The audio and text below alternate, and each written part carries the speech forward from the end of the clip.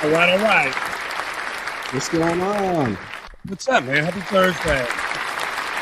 Dude, this Thursday, I feel like my weeks just fly by.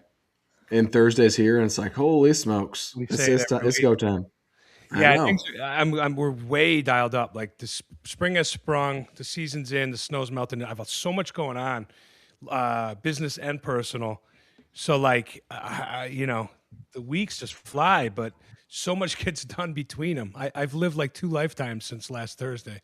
It's Right. yeah, man. I feel you. I feel you. It's just like, goodness gracious, how does the time go so fast? So We're getting old. yeah, I don't know, man. It's like, and then look at my kids, and I'm like, Pete's sake, man, they're 10 and 7. Like, I my know. 7-year-old was just born. What the heck? Kids You keep know? stretching out. Every time I look at them, I'm like, damn, you're getting tall, man. And I don't say it out Right. loud. I just look at them like, shh, this kid's going to be bigger than me soon. I want to Yeah. say For sure. hello to our good buddy Seth. What's up, Seth? I see you're on watching. I miss you, That's buddy. watching. Give me a ring. Give me a call. Seriously. Time to catch up. He's got so much going on, too. Seth's always posting. He lives a very interesting life. Call us, Seth. That's a great idea, George. Yeah, call Post the us. number, call us. We'd love to get you on a little chit chat and see what's going on. Pick the phone up. Tell the family you need 10 minutes with your buddies. Call us. There you go. That's So right. Hey, Seth. we had a great idea, conversation wise, and I bet you Seth could lend to this topic too. Nightmares internally, right? As business owners, it could be nightmare hires, could be nightmare clients. You and I were talking That's before we right. went live. I kind of like to just preface this because it's almost a cautionary tale. I have to tell you guys, when you reach, a level of growth, it can be exhausting. If you are not up for the challenge, with growth comes a lot of other baggage. And I don't care That's how right. good you are, how smart you are, who you have on your team, there's certain things you can't avoid because it's just statistics. They pop up and rear their ugly heads every once in a while. It could be a bad hire that just somehow got through the filter. Could be a terrible client. It could be opportunists on both sides. There's a lot of rotten eggs out there. I hate to say it, Or it could be people who are jealous. or that. I Like, mean, so much trouble in the world. I think that was a Bob Marley quote. Um, and there really is, and you just can't get away from it. So you have to have like a strong back and be ready for it. And I'll tell right. you, sometimes it's exhausting and you're like, man, again, why me? What the hell? And you know what? You just gotta, it's part of the game. That's right. Part of the game. You want to play the game, you got to be able to handle it. But let's talk about what these trials and tribulations could be, what these That's right. problems could be, because we've seen it in so many different forms and fashions. That's Uh, right. maybe we Before we dig in, I just want to shout out Ricky. Ricky Sains is on. stay on. He What's up, says Rick? he says dentures are out, ready to enjoy the show. So referencing my gutter guys don't have teeth comment from a few weeks ago. So uh, yeah. Boy, And Scott, boy Scott's watching. Welcome to the show, Scotty my friend. D. What's up, It's Scotty? it's about time to catch up with Scott, right? Yeah, But we I not as haven't much talked as to him we in a used to. while. We used I to be know. rapping all the time, but we stay in touch. He shoots me a note, I'll shoot him a note. He's Good. doing his thing. Love to hear from you, Scott. George is shouting, "Call in, Scott." There you George and I have go. spent some good time with Scotty around the country. Right. All Well, right, yeah, let's dig into it, man. let's dig. You have some great I got, stories. I have I some got, great ones.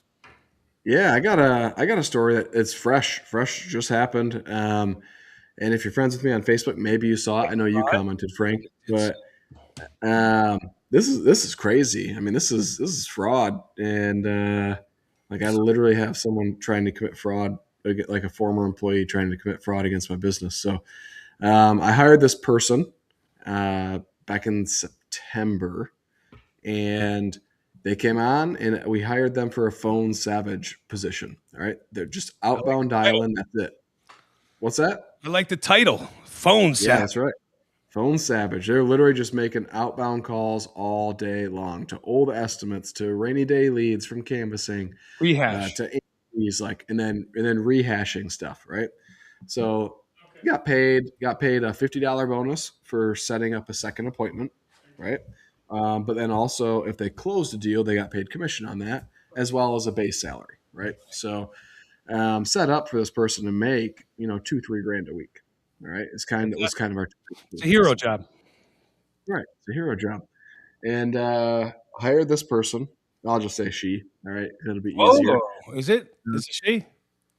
It's a she. Oh, Yeah, damn. and hired this woman who was fresh off of a divorce, had 2 kids under 3, hadn't worked in 3 or 4 years since she, had her kids, and um, yeah, was getting back into it. And the first 2 weeks, oh my goodness, crushed. Booked 18 fresh appointments, so an extra $900 on her pay, plus got a self-generated lead at a gas station or something like that sold that she got paid commission on because that's how we operate. We have Seth. Why don't we get Seth in and let him sit in Let's on go. you telling the story? I just don't want him hanging on hold. Let's do that.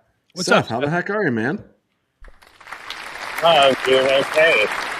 We miss you, Seth. We don't hear from you enough. It's been a minute, Yeah, man. I know. My life's been a little crazy. How's fam? How's the situation? You guys good? Well, we're it's so. We're about a little more than halfway through chemo, so Oh shit. it's just Trooping. a lot of ups and downs, and I'm playing dad and mom and after school driver and taking kids to work and You're the man for the grocery job, though. shopping, You're the man for the job. I've seen you Yeah. live in action. You're the guy. You're the guy. So she's lucky to have you. well, It's fantastic. it's happening. Good. Right. Well, I'm glad you have the time to jump on the horn and we get to hear your voice. But let's let Colin finish this one, and we definitely want your input while we're talking. Yeah. Yeah. I'll speed it up a little bit because I definitely want Seth to be able to contribute too. Anyways, gal crushes it, kicks butt, takes names first 2 weeks. Next 2 weeks, she missed a couple days, which we kind of expected with daycare and whatnot, and getting back into the groove of things. And so, super good with it. And next 2 weeks, misses a few more days. And then we get to start seeing like the real personality, right? The honeymoon phase is over, and the office drama begins, and we have some meetings, and just kind of like not really finding a good way forward. After 6 weeks total, she's like, "All right, I'm out. Sorry, not interested in this anymore, and I'm going to take my talents elsewhere." Right. So okay, all right, no problem. We leave. Everything's fine, right? I wish her luck. She wishes me luck. No hard feelings, right? That was on a Tuesday. She no call, no showed Monday, showed up Tuesday, halfway through the day, picked up her stuff and said she was done. Okay. Well, now hold Payday. on. She's working in a facility. She's in your office space, or is she remote? Yeah. Yeah, no, she was in our office. Okay. Yep. All right. And so then the next day's payday. And so her paycheck shows up, and she calls me and MFs me up down side to side about how I stole all this money from her and blah, blah, blah. And I'm like, I didn't answer her call. She left me a voicemail, and then sends me like 17 texts, just full psycho, right? And I'm like, hey, I try calling her, and she's like, there's no way I'm answering your call.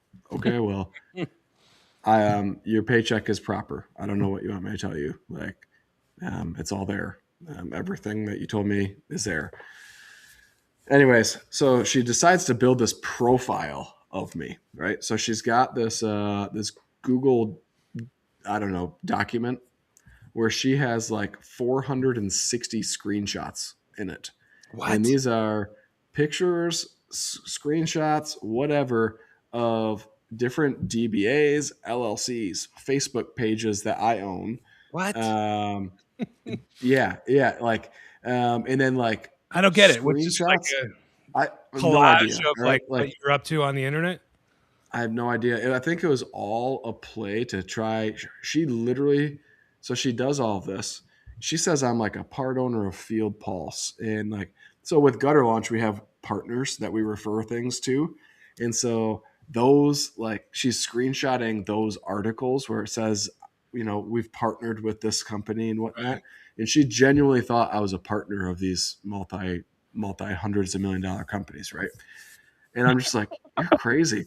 Her whole play was to tell everybody that I'm a billionaire in my company. So she sent this to all my employees that she had their personal number of, and said, Colin's a billionaire and he's paying you pennies and blah blah blah blah blah. And everybody chose to block her, right? And She's up for shows a it to me, and segment. oh my goodness, right? Like She there was sent like them what? 30. She texts a link to Yeah, she all of it? texted a link to this Google thing to everybody, right? Weird. So, I like it. she had like 30 people with the last name DeHaan that were like my siblings. She said, not one of them was a sibling or even a relative, right? She had their So, phone numbers? no, just like Facebook profiles of Oh, them okay. or LinkedIn profiles. Like it was the weirdest thing ever. So, It's a lot of work. anyways, Sounds like a lot of it's work so much actually work. went into this. Yeah. Yeah, right. A lot of really bad work, but you know. So, anyways, Sounds like more like that's asking kind of the. What was that? What's that? sounds more like asking Grok or Chat GPT for like a list of similar names and stuff. AI produced list, maybe. Yeah. That must be it.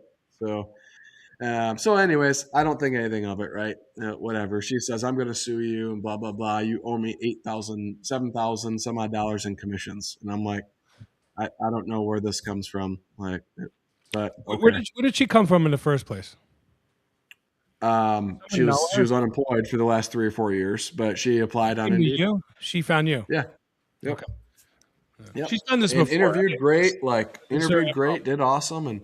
And like if she put forth the effort like she did the first 2 weeks, I mean, she would have been a $3,000 a week earner. Right. Wait, but she lives local to you, right? I mean, she's in driving distance. Yeah. 25, 30 minutes away. So, Okay. yeah. In the next town. So, but anyways, so I don't hear anything. This is early mid October when she quits. And, a month later, I get a letter from the Department of Labor that she's suing me for 7,000 some odd dollars in unpaid wages. And so I reach out and I'm like, hey, you guys gave me zero documentation here. Where's this claim from? Is she just like pulling this number out of thin air? Like, can you provide me any documents where she's stating how I didn't pay her? Because, Right. this is what I've got. She provided them all a bunch of estimate numbers, not even invoice numbers, just estimate numbers, right? And every estimate number from the time that she was employed with our company, right? And I was like, all right, whatever. So send them back the documents. I just hear back yesterday on this, and the Department of Labor tells me that what my pay stubs are showing I paid her don't match what went into her bank account. And I was like, well, yeah, that makes sense. If you're only looking at one of her bank accounts, but if you see here on the pay stub, it shows this much in this bank account, this much in this one, and this much in this one. There's 3 different bank accounts. To me, right there is super squirrely. Like, why are you Right. putting money in 3 bank accounts? Like, what are you up to? Yeah. What is this? Right. Yeah. Yep. So, and I was like, at this point, this is just fraud. Like she intentionally only sent you one bank account to try and dupe you and me. And this is just blatant fraud. And they're like, yep, we agree. Thanks for letting us know. Perfect. And so now this employee is facing fraud charges. And they're digging in to past claims Yeah, she's and done this whatnot. before, for sure. Yep, she's done this before. And I was like, well, hey, while you're at it, she was very boisterous about how she's hustled the system when it comes to government assistance. So look into that too. And he's like, I'll make a call. So sucks to suck, right? Do I feel bad a little bit? I wouldn't have done this. Well, the problem Right? is Like- these systems are flawed, right? This is why they're, it's easy to manipulate. And people kind of fall Right. into this little realm because it works. Department of Labor generally sides with the employee. The employee, it's big bad owner that gets over on the staffers, and a lot of times they do. but Right. there's a big lever there for her to pull. But obviously she did it sloppy. That sounds horrible. It's just silly, It didn't take that much of my time or anything. It's just like annoying that we have to deal with it. So That's a lot of stress, though, to The get a stress. letter from the Department of Labor. Yeah, you basically have to yeah, that is a little scary. and then focus on that. You spend a day or two focusing on that. Everything else falls to the wayside. They screw up your mojo, your flow, whatever else is Right. on your desk. I mean, it's a major disruption. That's right. Yep. So yeah, Department of Labor isn't something you just go mess with. So how do we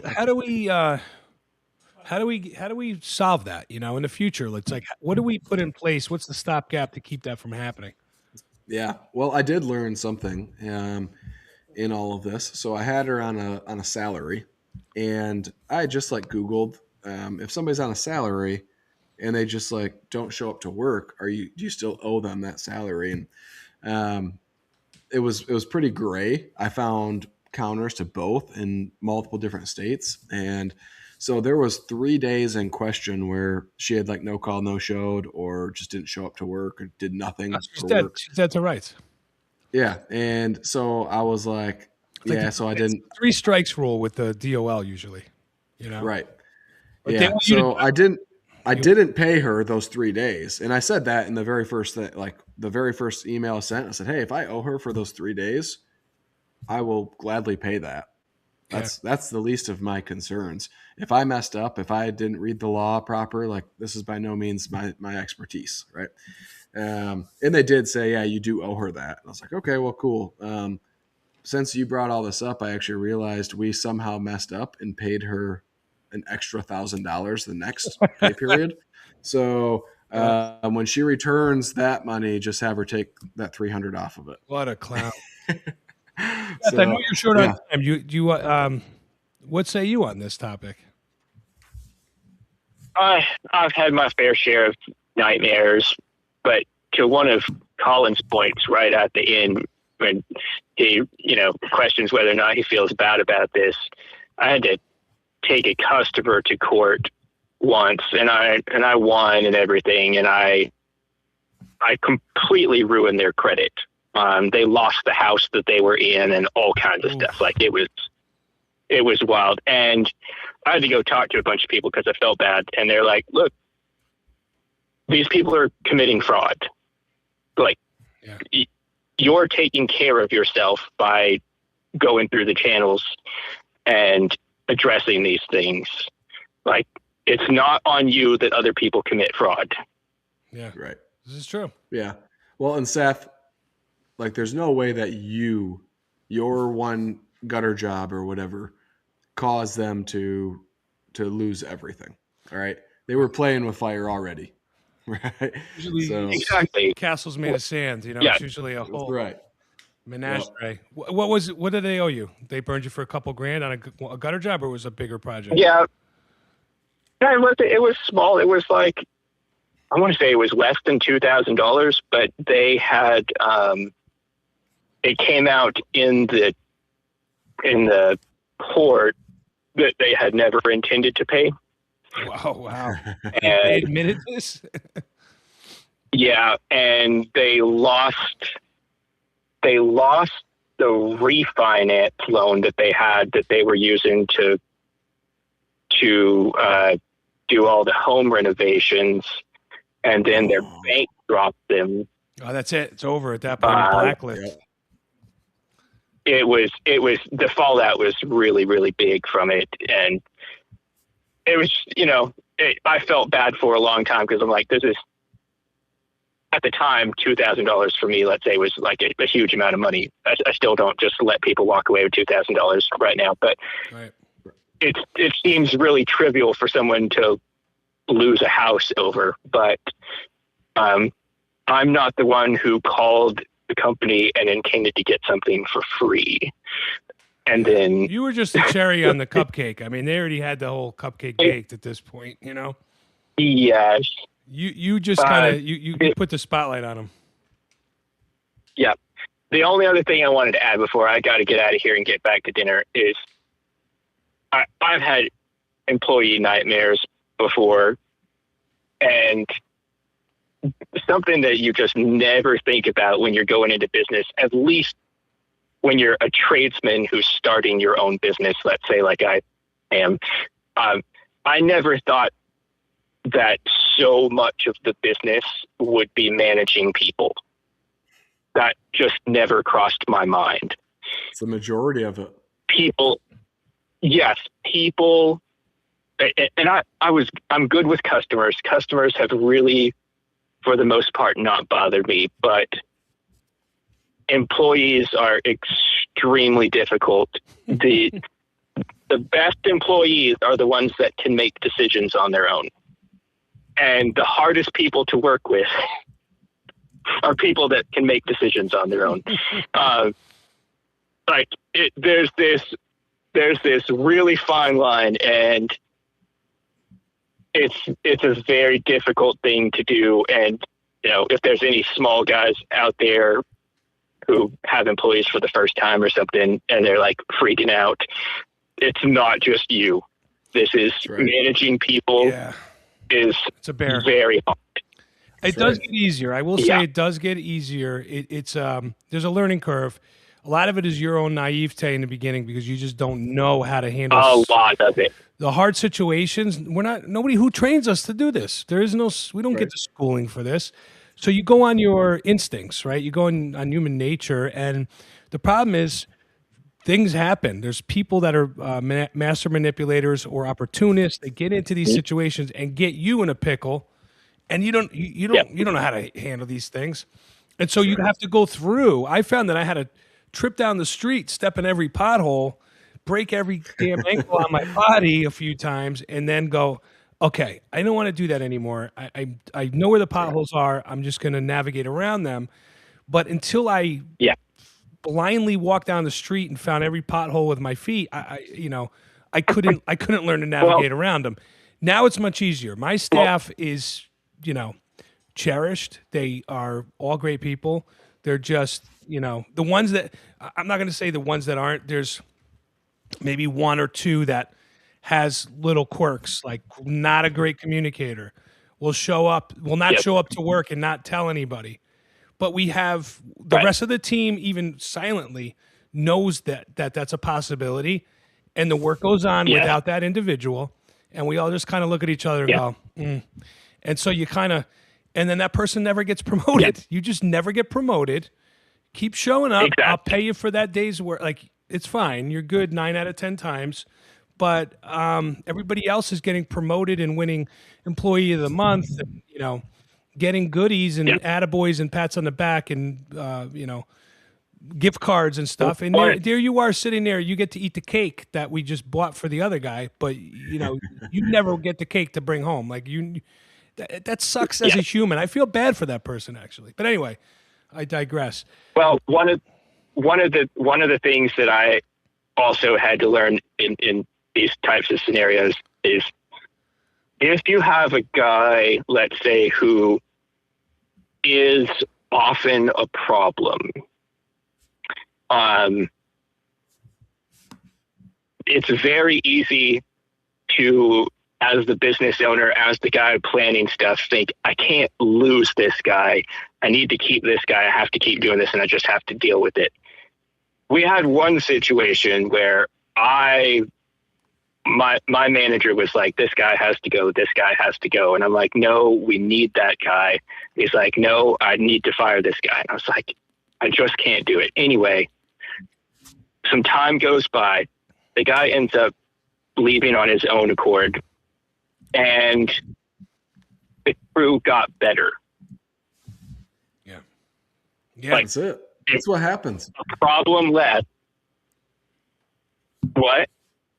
That's exactly what happens. You said something earlier, and I don't even know if you realized. Well, I know you realized it because you said it, and you said how important it is. But having employees who can make decisions is a game changer. We do this thing where we celebrate employees making decisions. Like, I will get absurd about it, and I'm like, holy crap, you made a decision, let's go. Like, I'll jump around and stuff because it's so important to me.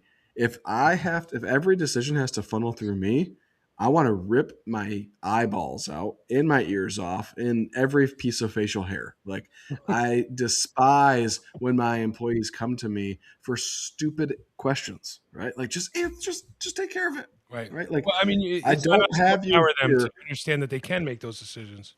Well, that's actually a handful of my employees are like, Colin, it's really abnormal that you ask that of us, because everyone else of us has all of us have worked at places where you actually get punished for making those decisions. Yeah. Mhm. And I'm like, okay, Well, all right, touche. I don't think those employees are valuable in my estimation and in my experience. If you can't make a decision, then that means I'm the one that has to do your job. And then I'm paying you for your hands, I guess. I mean, that's not a good value proposition for me. One of my good buddies is a COO of a corporation. They have about 250 employees. He's got a big role, big operations guy. And I don't remember the quote exactly, but he said it a few times in the last like 2 years. I've heard it come out of his mouth, and he was speaking on something that was about the group, the social group, and he hit on it twice. And I went, "Oh, I remember when you said that last year." Basically, the essence is, if your employee comes to you and has a question or an ask or something, and he has a system. There's like 5 questions they need to ask themselves. Does it hurt anybody in the operation? Does it hurt the brand? Is it detrimental to the client? Can you live with your decision? It's basically like 5 commonsensical questions to ask yourself. And then at the end, it gets to the point like, okay, you've asked yourself in the mirror these 5 questions. Then you know the answer. You know the answer to the question. Why do you have to come to me? Work the system and understand, is this going to affect anyone in your group? Is it going to affect our client? Is it going to affect our business? Is it going to affect our brand? Is it the right answer? Are you sound and satisfied that this is the right answer? Then you've already answered the question. You're a big boy or big girl. Continue. Do what you're about to do. You don't have to come to me. You don't have to go knock on my office door. Just get it done. And that's how you should train your staff. Like, they need to think like you. They need to think like an owner. Am I truly doing the right thing? Are there consequences? If there are, okay, maybe we need to weed through those. Maybe it's kind of a dangerous move. Maybe I do need the owner or my manager's input. But if it's very simple, all those questions are answered easily, then it's a no-brainer. Don't waste anyone's time, including your own. Get the effing thing done and get out of here. Keep it moving. That's really how it should be in business. A lot of things could get answered just in that little 5-step exercise. And you know what that does for a staffer? It empowers them to learn how to move swifter and get through decision making and not stall on the unknown. Like, answer that yourself, go. And then if we have to come back to this, we go through that exercise again together, and then kind of dissect it, reverse engineer it, and say, did it meet all those criteria? Where did we go wrong here? What happened? How'd this go sideways? Well, you touched on something there, and I'm going to end up having to go soon, but you touched on them needing to sound like and talk like owners. Now, I don't know if any of my guys are watching, so I tried not to talk specifically about anything in public, but I try very hard to treat my guys, and my business is structured in a way that my guys are supposed to feel like and function as much like partners as possible. Right.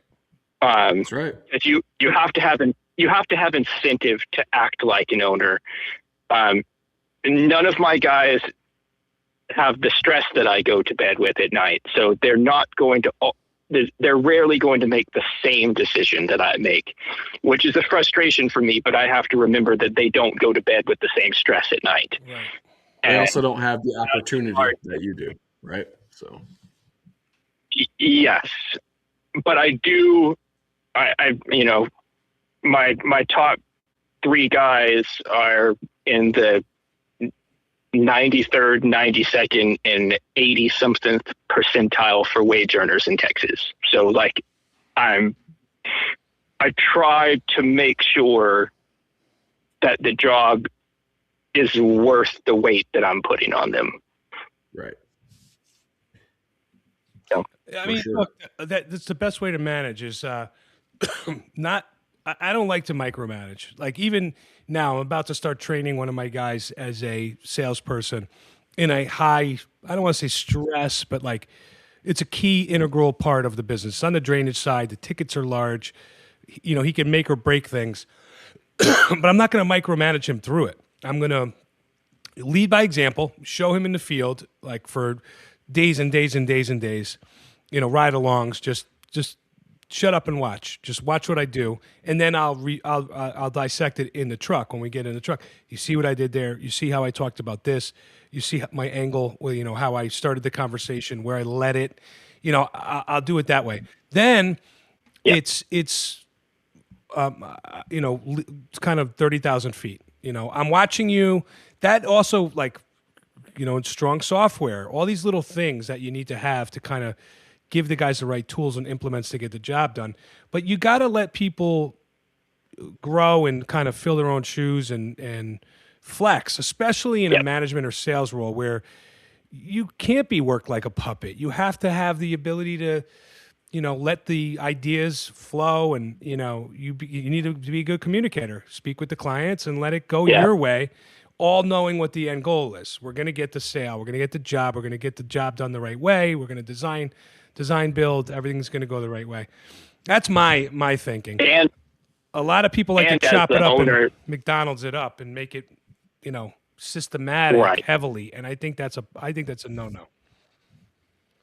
Yeah, I'm definitely, I definitely prefer to give my guys the opportunity to stretch their wings, and I have to constantly remind myself, like, I didn't just jump into being good at business. That's assuming that I'm good at business now, but I didn't jump into where I am. Like, I had to learn, and they're going to have to learn too. Right.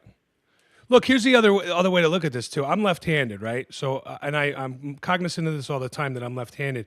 My brain is wired differently. I look at things in a completely different way that most people do. You know, I'm like, what? I don't know, the 8% or something. There's not many of us left-handers. So because something so easily and logically looks this way to me, like I'll give an example. My wife, let's talk, you know, marital. Like I try to hold my tongue and catch myself where it's like, obviously it's this, this, and this. Just because it looks that way to me doesn't mean it does to a right-hander.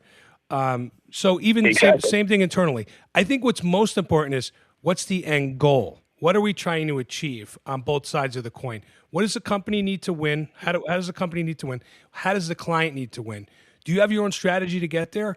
Great. Let me watch you in action. Do your thing. I'm here. I'm watching from over here. But get the end goals done. You know, check off the big boxes at the end of the day. That's my, because I can't. I mean, you could drive yourself batty trying to like manipulate and control every. Oh man, so bad. And it doesn't work. It doesn't work. You're right. That's what makes it the craziest, right? It's an uphill battle. You're trying to do something that can't be done. So I have some great stories. This is a good place for me to sign off and get back. Seth, I wish I could stay the whole time. Amazing talking to you, and I'll shoot you a message offline. We're ready to That's have good. I'll get back on the pod. Yeah, good. Excellent. I'll get back on the pod in like 2 weeks or so, whenever I'm a little freer. Sounds good. We'd love to have you back. Good hearing from you, Ben. Later. Take care. Frank, you got a compliment. Frank, Brandon Hiles says, and I don't know what this means, but does Frank have his IFBB pro card yet? The guy is getting jacked. So I don't know what IFBB, something bodybuilders, I'm guessing, but I do not. Yeah. I will tell you this. I just came back from a weekend in Miami. You could tell I have a beautiful tan. I was with the boys. I had a boys' weekend, and we went to some EDM concerts. There was a full weekend festival, and we stayed at some nice hotels, and we were poolside. And it's nice to be fit again. I got a lot of compliments, and I had my shirt off most of the weekend. So it's like I'm 25 again. Then I come home, my trainer's all over me. Where you been? Haven't heard from you. You haven't checked in. I'm like, dude, I've been hanging out, doing my thing. I haven't worked out since Thursday, and he's cracking the whip all over me. So I mean, it's good to have the balance. I'm taking advantage of all the hard work I put in, and then I get humbled the minute I come home. That's right. That's right. You gotta have the right people in your corner, man. Yeah. Thanks for the compliment, brother. I'm trying really hard. I'm going to be 50 in October. So I have like, I don't know, 6, 7 months. I'm trying to roll into my birthday like shredded, like 10% body fat at around 205, 210 pounds, somewhere in that realm. Just to kind of like hit that slide into home plate, home base. Right, that's a lot of mass, dude. Like Yeah. you're what, 5'10"? I'm how tall are 5'11 and a half, right around there. Are you really that? Like I'm 6 foot. I feel like you were a couple inches shorter than me. Maybe not, but Well, you wear cowboy boots and a 20-gallon hat, dude. So I there look is that too. Look, I would never lie about height. I will tell you, I have 2 knee replacements. I honestly think I lost about an inch from what my height before my knees. Right. Legit. But I'd say, I bet you I'm 5'11". Let's give it that. Okay. But no shorter than that. Well, 5'11" and 205, 210. That's a lot. That's a lot of mass, dude. It's a lot. So when I was with the guys that we were talking, they're like, "Hey, man, what the hell you been doing?" I said, "I swear to you, the success for me at 49 is that I put the work in years ago. I was lifting since I was in high school. So I was gigantic in my late 20s. I was about 235 pounds. That comes back for you old guys, or you guys that are trying to slack right now and get back to it later. The good news is muscle memory is real. If you build the cells at some point and then you deflate, which the last like 15 years I really kind of slacked. I couldn't even train. I couldn't sustain it because all my injuries. If you can get back to a place where you can train, it comes back fast. My chest is huge. Everything, my arms filled right out. And I'm working hard, but it's not like I'm building So muscle. how about for us normal guys that never over. got huge? Forget it. It's over. All right, cool. That's what I wanted to hear. Now I can go eat my bowl of cereal when we're done here. So Put the work in, but I'm blessed that I did it when I was younger. Thank God, because it feels good to like get back into my old skin. right. But muscle memory is real. You put the work in, and it comes back. You can vibe it. So I have a great story. Let's hear it, man. So, man, I've been through all these iterations with the business. At one point, I had like 15, 16 guys in-house. You guys know I run subcontractors. Like 90% of my workforce right now is subs. But I had like a team of 16. We were like high production, right? What we call production work, which is you're only shit. We were selling at $7 or $8 a foot. I had to run high volume to do the numbers. We were doing about $2 million a year at the time, but I had to crank, oh man, thousands of feet a week, thousands and thousands of feet. I couldn't even believe, based on the volume we do now, and we're busy, but like the volume we used to do, it was stupid, unsustainable. And I had my foreman at the time, who was a very good friend of mine. He was this guy was a complete animal. I wish he was still in the business. He's kind of off the grid, off the radar. He doesn't do this stuff anymore. He's ex-Army, high energy, ripped to shreds, fit as a fiddle, real animal. Just actually was a complete asshole, right? Nobody really enjoyed him, but man, did he produce production. Got stuff done, right? He just was like, he just got like a bug in these guys' ass. He was cool. Like everybody wanted to be on his good side, but he would push you. So we were in this, lived in the same area, the same neighborhood, what's called Black Rock, Fairfield, Connecticut, Bridgeport, Connecticut, right on the border. It's cool little like 20-something-year-old neighborhood where everybody, drank hard, partied hard, and worked hard. It was like a real blue collar area.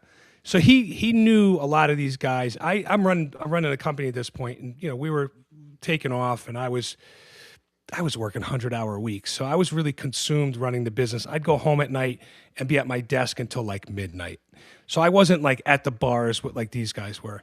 So he kind of knew the whole network. So guys, my brand was prominent, and we had billboards on the highway. I mean, everybody knew who we were. and we were young guys out, socially. So everybody, we were a target for people that were looking for a job, right? So Matt would get phone calls all the time, people pushing to get in. We had dropped all kinds of work on him in the production team. The sales team was cranking out condos and roofers, and we had all kinds of work coming in every direction. So he was under a lot of pressure to keep production pushing. I remember him coming to me. I remember him talking about this guy. I got this guy. I mean, I don't know if we're going to need him, but let me bring him in. I want to pay him under the table for a couple weeks. Let's just see if I don't think he can hang with us, but let's see if he can hang. But I need a body, Frank. Like, can I just bring him in under the table? I want you to pay him cash for a couple weeks. If he's good, put him on payroll. But like, I don't want to make you commit to him just yet. But it's like early in the season, like a March, April type of thing. All right, whatever. Bring him in. If you need him, you need him. Bring him in. He brings the guy in. The very first day of work, I swear it was either first or second day, and I'm not there. I'm out pushing sales in the office. He's in the field. He has this guy on a job site. The way the story goes is this guy was on like a little A-frame, little folding ladder, doing a downspout on the corner of a building. And somebody came around the corner. This guy takes a nosedive off the A-frame, like exaggerated fall off the ladder. Oh, and he lands on his arm. Oh, my arm. This is my bad arm. I already had hurt this arm. Oh, my God. I can't work. I got to go home. I got to go to the doctor. This is not good. This is not good. So Matt calls me, I don't know, the next morning and says, I got bad news. You remember that jerk I told you about? I brought him in. He worked yesterday. He fell off the ladder, made this whole thing. He had to go to the doctor. He goes, I'm like, okay, so what? Like, is he hurt? Well, he was, he hurt his arm. He swears his arm was broken. Did it break? No, it didn't break, but he pulled his shoulder. He's all screwed up. He's, he can't work. It's all swollen. The doctor told him to stay home. I said, oh, great. We have a comp case now? Yeah, but he's not on payroll. I go, oh, payroll. Oh, dude, what this guy, the cash guy? Yeah. I said, Matt, come on, man. The dude files immediately for, he goes to the hospital, it fills out the form, got hurt at work, immediately goes on unemployment. It was like an immediate, like boom, boom, boom. We were totally a target for him. He knew what he was doing.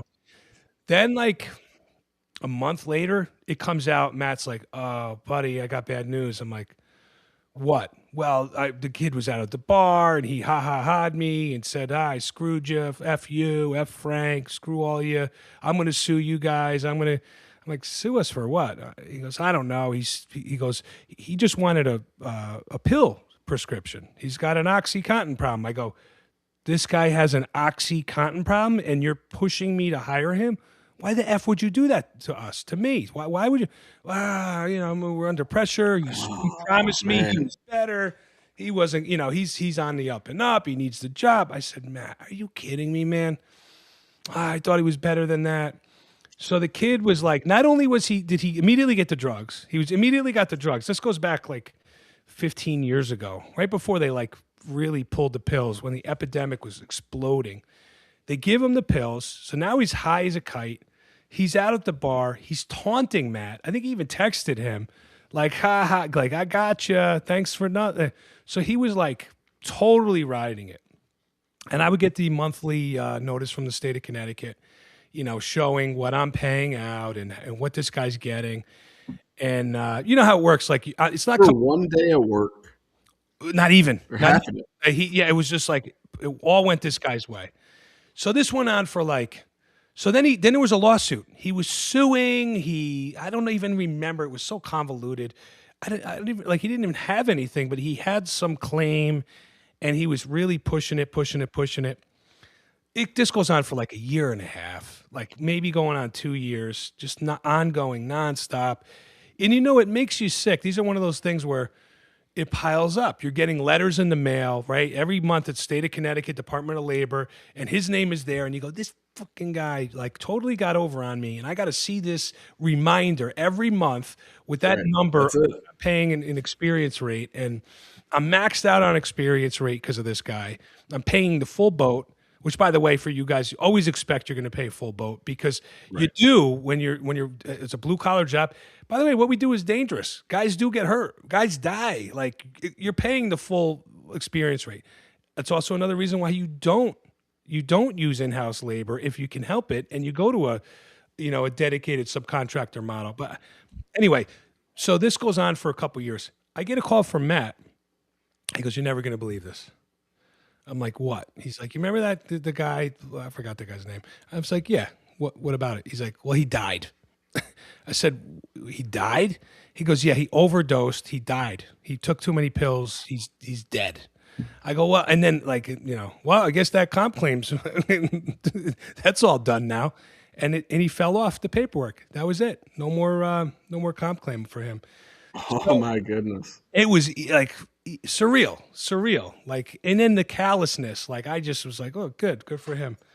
But so Yeah, but then now you feel like a jerk. Like no, I don't, because he was Of course you don't. he was Frank. rubbing it in our eye. He was rubbing it. He was being malicious about it.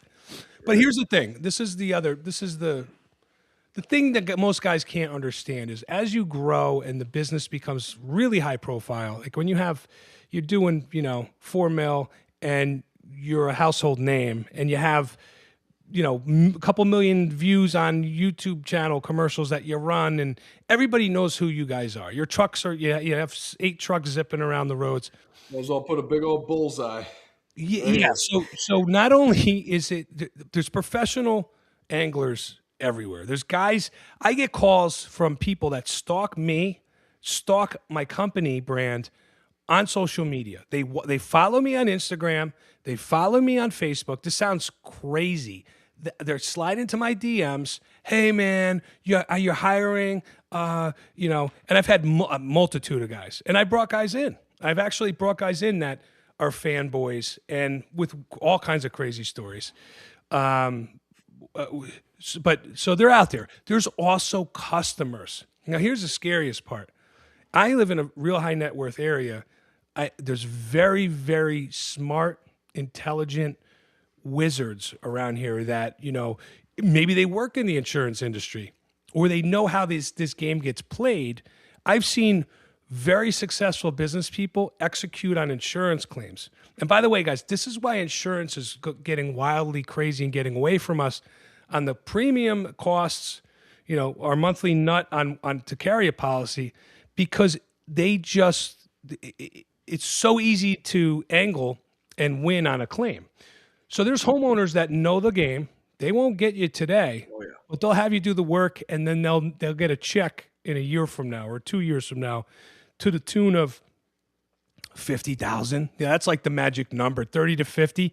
Insurance company will write a check for 30 to 50,000 all day to get that person to take a full and final and go away. That's just It's so easy to do. I almost don't want to even say it on this in the fear that a homeowner will listen to this. So there's homeowners that'll do it. And here's the scary part. Who's the target? The target is the contractor that actually is the Boy Scout that's doing everything the right way, that has a robust insurance policy, that bought the GL and bought the umbrella and bought the comp, the WC policy, and has a really nice COI, certificate of insurance, built out and has, a carrier or two and is blanketed nicely because they know your carrier is going to pay. Your premium says as much. Right. So it's a double-edged sword. If you don't have the insurance, there's a homeowner that won't hire you because you're uninsured. God forbid something goes the wrong way. But then there's the homeowners that are interestingly very curious about your coverages. Those throw flags for me. There's definitely people that target and play that game. I told you I was recently in court with a homeowner, very famous celebrity. His wife is cuckoo for cocoa. She's completely bananas. As we say, loopy tits. She's completely crazy. They're getting divorced right now. She does this, like, this is her profession. She goes from contractor to contractor to contractor. It's all the same bullshit. It's all the same insurance claim stuff. It's all the same wrap up and the same way they try to go after in Connecticut, the CUPTA claim, which is one little imperfection in your contract. You don't have a tentative start and end date. You didn't give me a notice of cancellation. It's so easy. I have so much knowledge on this. If I wanted to be a complete psychopath, I could do my house over, bring in contractors, and I know how to dance through this. And as long as there's like true flaws, like put it this way, don't hire the contractor until you get the bad contract, knowing you have the Yeah. I mean, imagine how exhausting that is. You see the work through, you let this guy do the work. What if the work's not good? I mean, Dude, I've heard so many horror stories of that. Like, who was it on here? Did we have someone who, it was like their first year building decks, and it was like no, this was at a GAF event. There was an attorney talking about contracts, and this guy, he's like, yeah, we had a client, his first year building decks, had the 3-day right of rescission, but it wasn't listed twice in the contract. It has to be listed twice or something, some sort of weird nuance. And the dickhead doctor noticed that. Or no, he's an attorney. Sorry. The dickhead attorney he's doing work for noticed that and was like, all right. Actually, the dude had to pay him back his deposit after the deck was done. They were finishing it up. They had 1 day left. And he said, yeah, actually, I want to cancel that contract. He's like, your deck is done. Like, we got a few screws to put in this thing yet. He's like, yeah, I want to cancel it. Disgusting. And his attorney was like, sorry, dude, you're boned. And he knows it. Yep. So you just paid this guy to build his deck. It's crazy. Imagine handing that check back after you just did the work. All the materials are on there. Man, it'd have anthrax or something on it, 100%. And how do you avoid these things? It's Right. it's really hard. It makes you want to quit and just sell it all and just get away from it. Honestly, dude, it's going so hard. through a 2-year lawsuit, it was like 2.5 years of pain and misery. The Better Business Bureau voted on in our favor. Looked at all the evidence, said, "Hey, Frank and his company did everything in their power to make you happy. Just because you decide you don't want to be happy, it's not his fault. He can't be found guilty of that. Like, that's your choice to not be happy. He did everything in his power to try to satisfy you in this." But so how do you navigate that way? I don't like the thought of like our asses are in the wind. At any point, something could happen. Yes, your insurance will pay out, but then it becomes impossible for you to get insurance again, or it's twice the expense. For what? For somebody getting over on you? You do everything by the book, but you're getting beat? It doesn't sit well with me. This is where I'm starting to get like long in the tooth, and I'm like, I'm cashing out. I'm done with this, man. You and me both, man. It's like you get there and it's just like you deal with this bull crap and it's like, is it worth it? Is it really? I will lie in wait outside of your front door and I will get you. I will get you. You are not getting over on me. I live in a place where it's northern Michigan. Okay. Those cowboy hats, like they're not it's not normal up here to wear a cowboy hat, but let me tell you, it's normal to have a gun. All right. And there are times where I had one customer where hold on, we got a call. We got to put him on. You got him? Did he come in? Christian, Christian.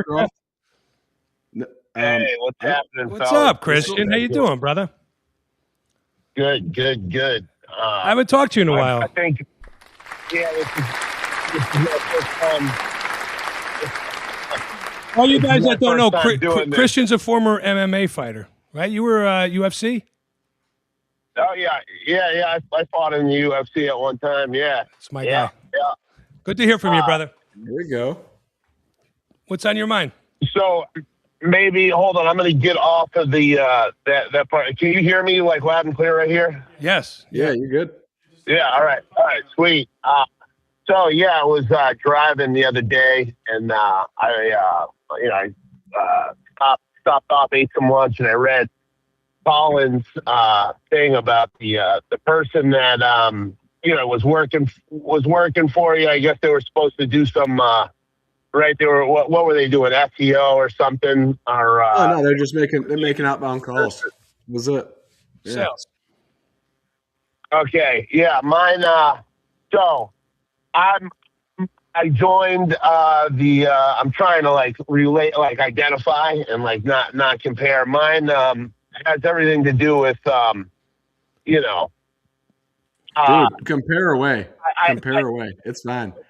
well, it's not that. It's like I'm just like I saw yours, and you got a letter from the Department of Labor in Michigan. So I was like, man, I'm going through something that's from 2023.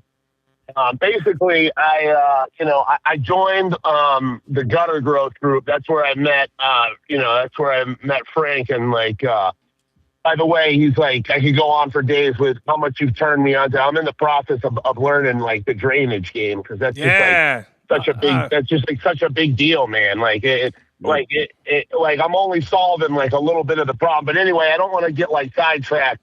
Yeah. On that. Talk about that. And I really want to talk about, I was paying people. I switched over to payroll on January 1st, 2024. And I had this kid, and he I met him at church, right? And like I think like one thing that really stands out to me is when Colin was talking about how the different states are different, right? Like the ABC rule. So pretty much I was paying people 1099, okay? And then like my numbers got better. I went from like that year, I don't know, the year before I did like 300,000. 2022 I did like 300,000. The next year, 2023 I did like just under 400,000. And then 2024 come along, and then, which is my biggest year, and I did like 550,000, right? Yeah. So, and for me, that's big. I'm like, I'm like small guy on the totem pole here, but I'm just sharing my experience with you. You know what I mean? Right on. And then, like, I was also listening to you talk about, like, in Connecticut, there's professional scam artists, right? Like, and where you live. Like I think Ray Dalio lives like down the road from you. He's in town. Yeah, he's in town here.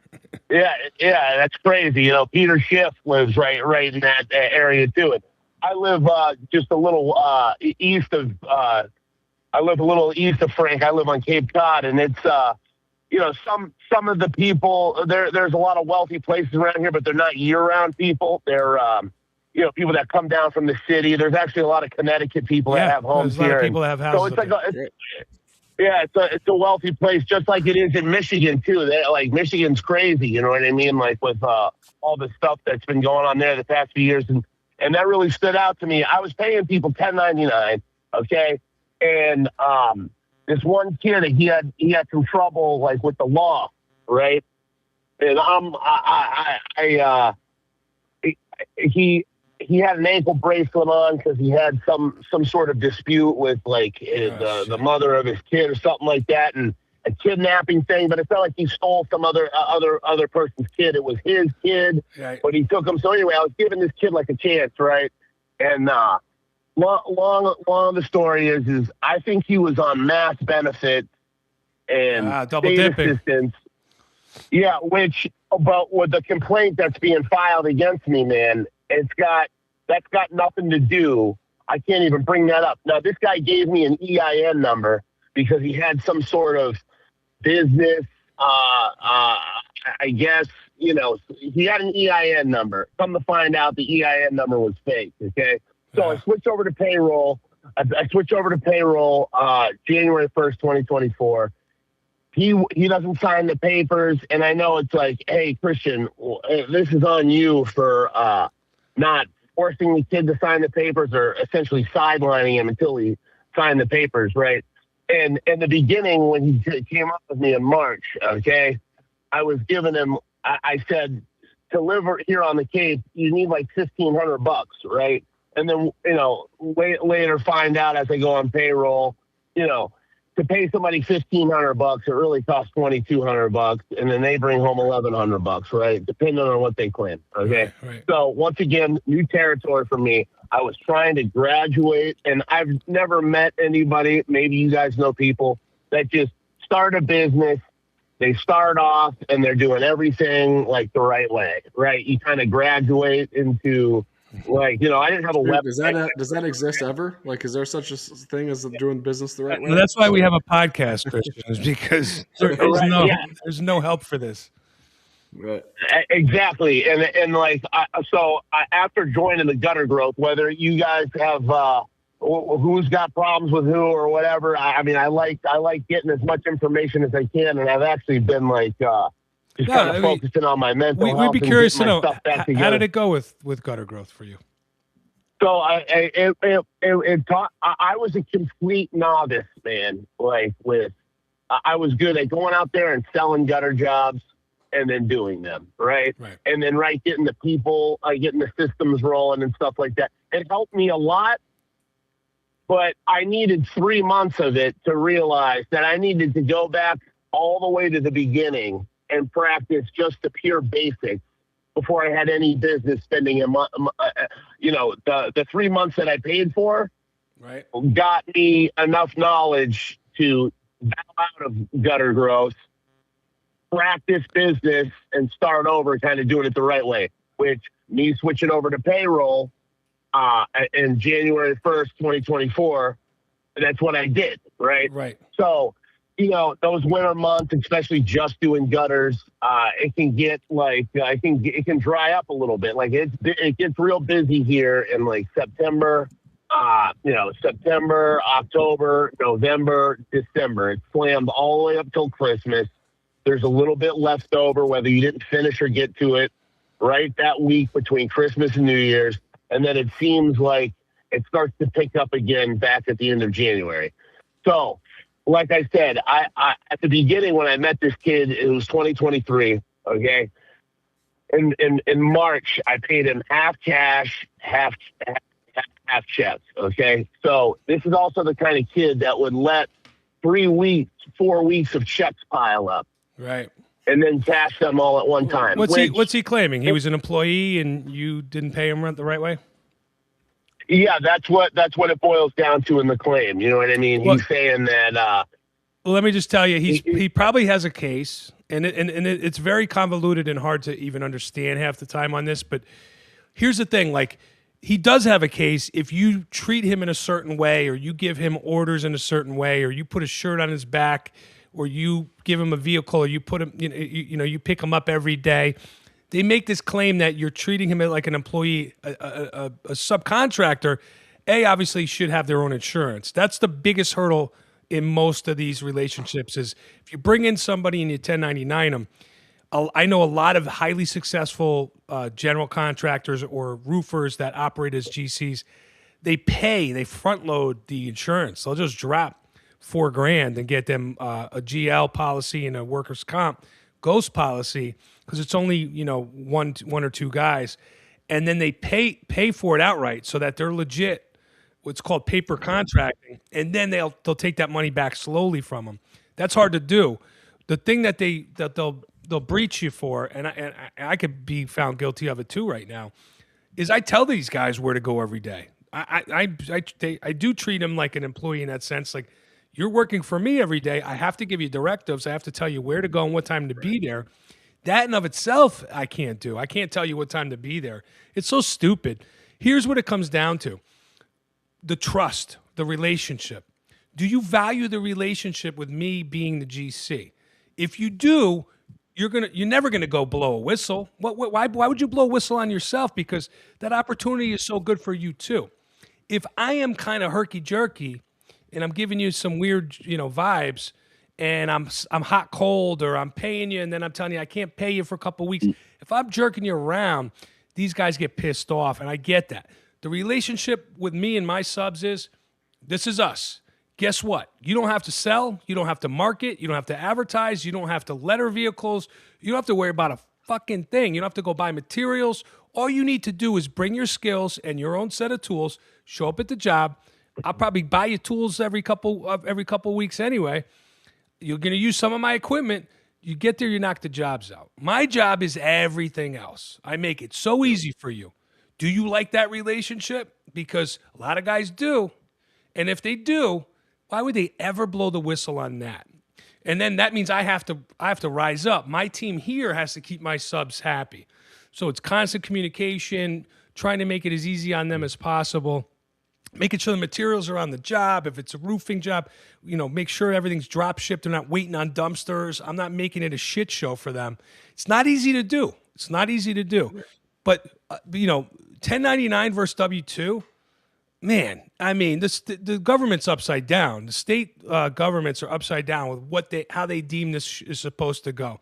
They're acting like the W2 employees is a brain dead zombie, and they have to babysit these guys because if it wasn't for them, we would be stomping all over them, and it's just not true, Right. Yeah, I'm just in this, and thank God I had, at the bottom of every single one of the checks, you know what I mean? I have, from, and I've been, lawyer shopping on it, you know what I mean? What do you owe him? God, I mean, you get away from this situation as fast as possible.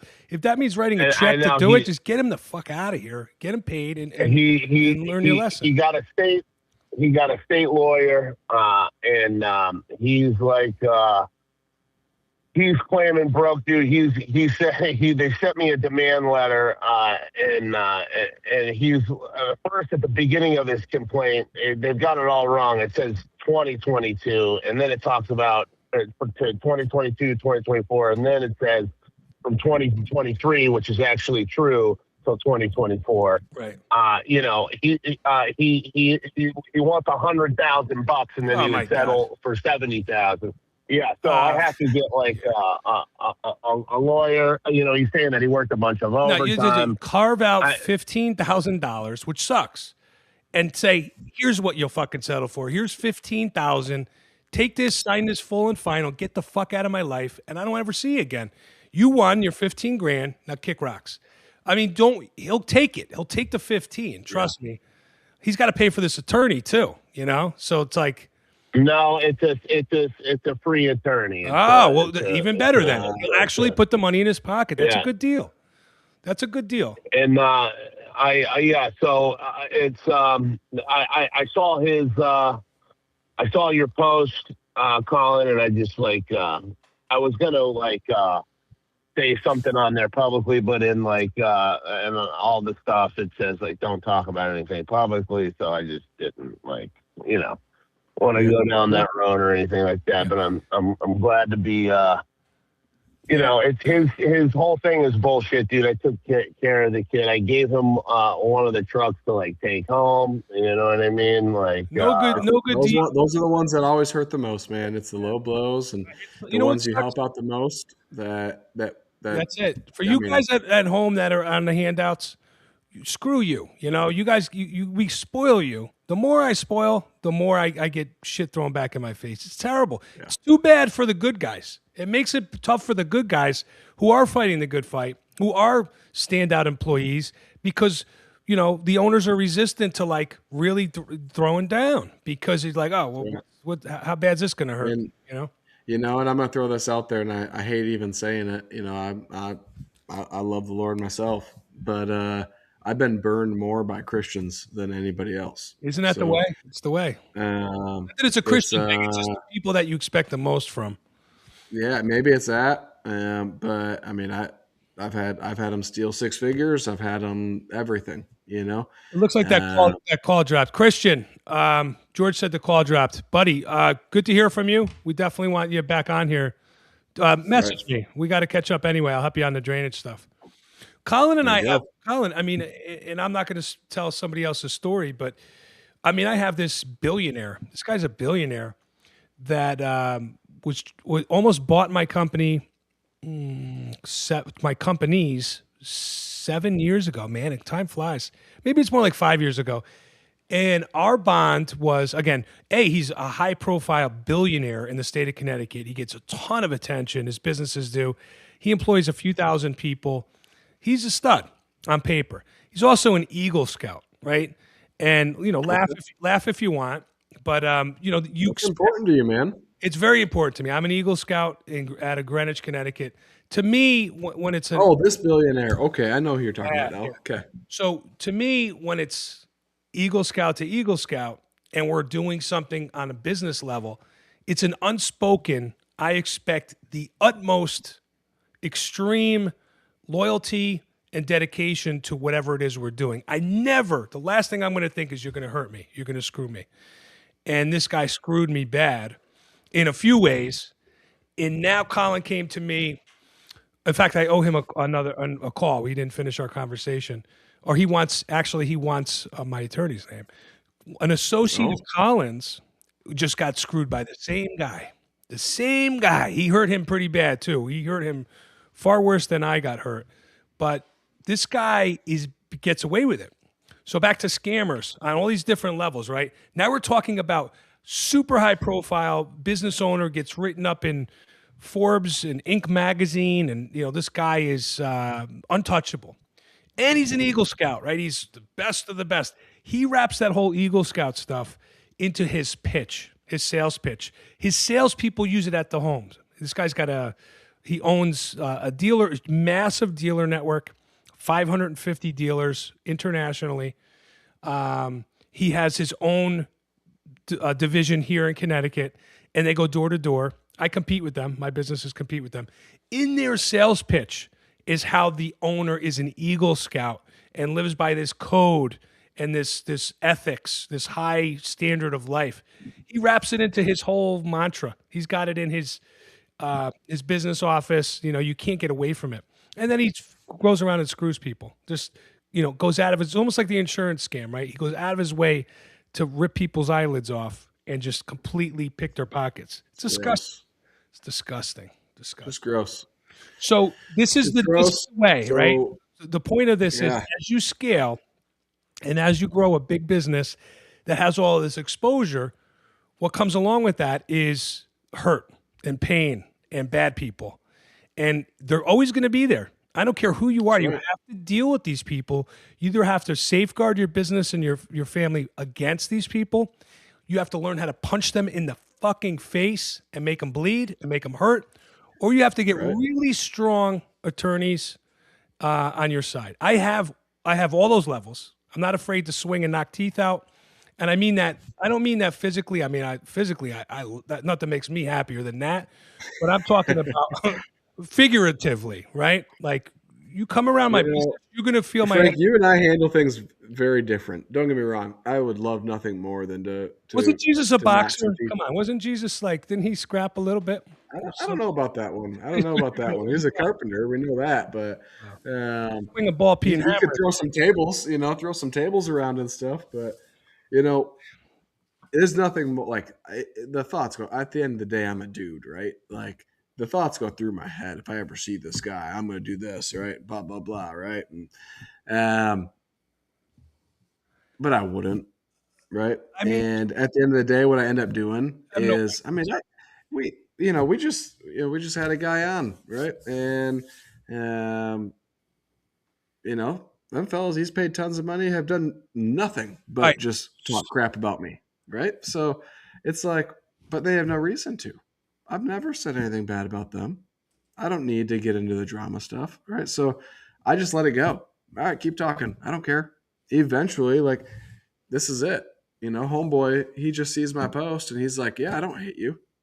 And he calls in and he's on our podcast. So if anything, it just brings awareness and to guys doing things the right way.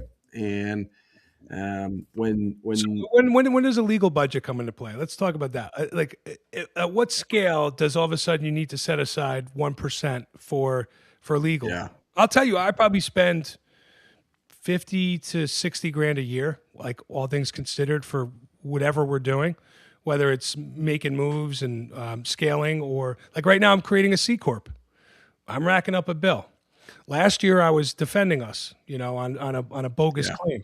That was a bill. It's always. Yeah. I mean, I'm actually gonna check it right now and see what I spent on legal and in professional last year. I'm just gonna pull up the QuickBooks and Well, see my because point is it could drive you crazy to where I'm like, no, I should not have legal fees.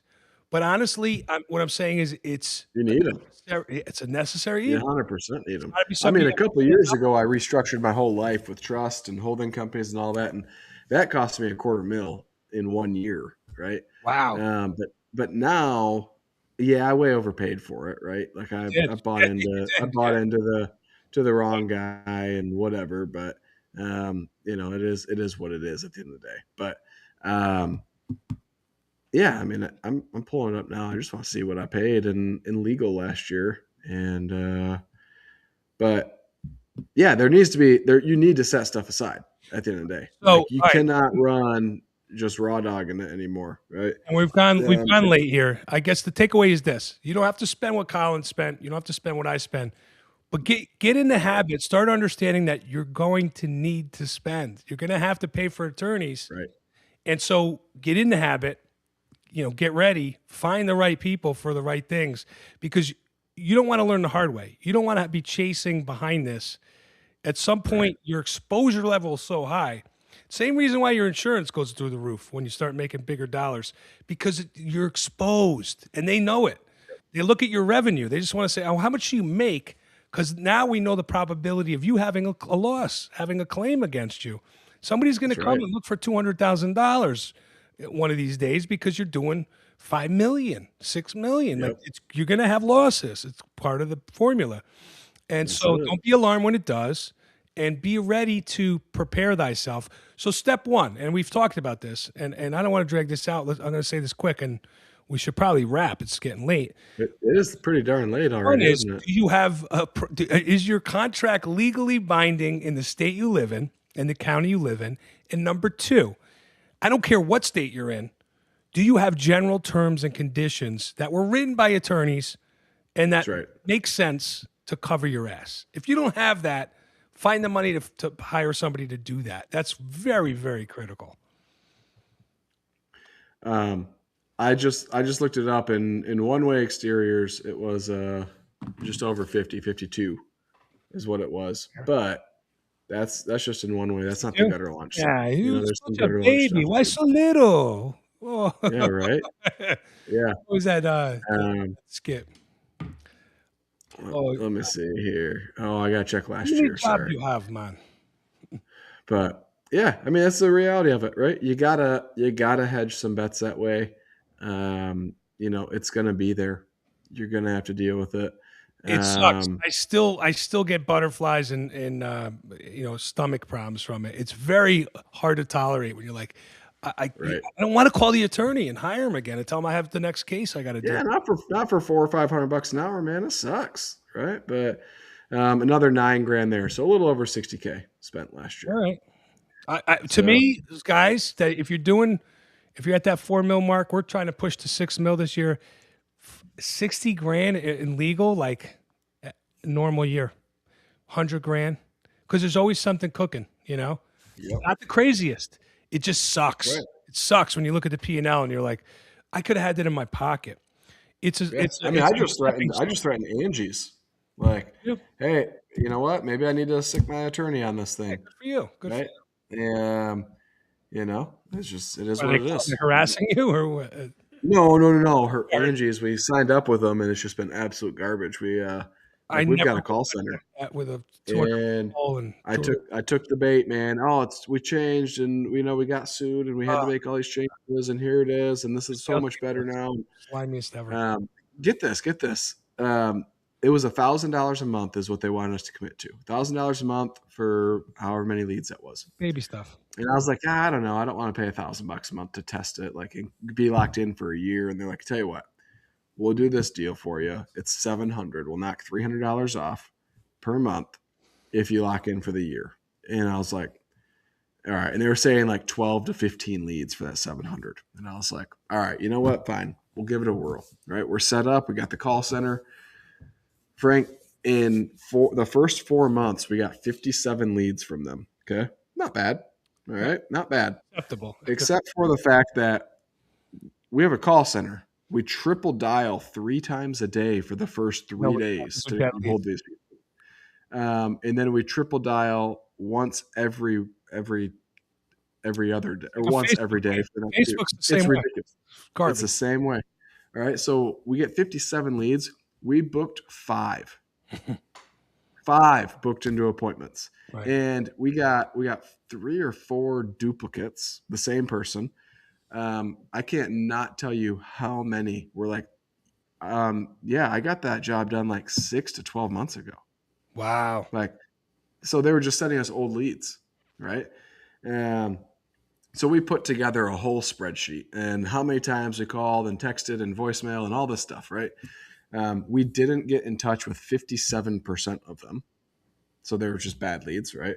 It was ridiculous. And Angie's is like, sorry, there's no getting out of this contract. You got to pay us 35% of the remaining contract to get out. And I was like, Wow.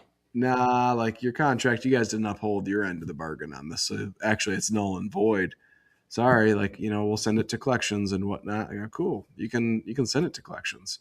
Or maybe I need to get my attorney in here, and maybe I need to take my 25,000 all home service business subscribers and followers on all my social medias and just start like talking shit about you guys and start another class action. Why not? Yeah. And jump on board for that quick. yeah, right. I Oh haven't my touched- goodness. Somehow I got away from them. It took me like 2 years to get them to stop calling us. It was not only stop billing our card. They were just hitting our card, and it was like we're canceled. Bill, Right. bill, boom, boom, boom, every month. That went on for a very, very long time until I don't know how we did it. We were finally able to just separate. And then it was solicitation trying to get us back. But I no way in hell. Everybody in this office knows, do not touch Angie's. That's right. Yep. I got to go. I got an early start tomorrow. All Going to the righty. gym, 4:30 in the morning. Let's get Nice. it. Go. Yeah, man. That's right. I'm in Nashville this weekend. Ooh, what you doing there? One of my college boys, surprise 50th, his wife basically guilted me and lambasted me into coming. So there's like 3 of my tightest buddies are flying down there to surprise him. So we're going to jump out of a cake, so to say, on Saturday. There's a party Are Saturday. you actually going to jump out of a cake? Totally naked. Yeah, totally naked. No, I'm kidding. Let's go. Pixar didn't happen. No, there's no jumping out of a cake. But yeah, so a little Nashville for a couple days, and then I'm back to the office for Monday, and then I'm in Maui on Wednesday. Flying to Maui. What?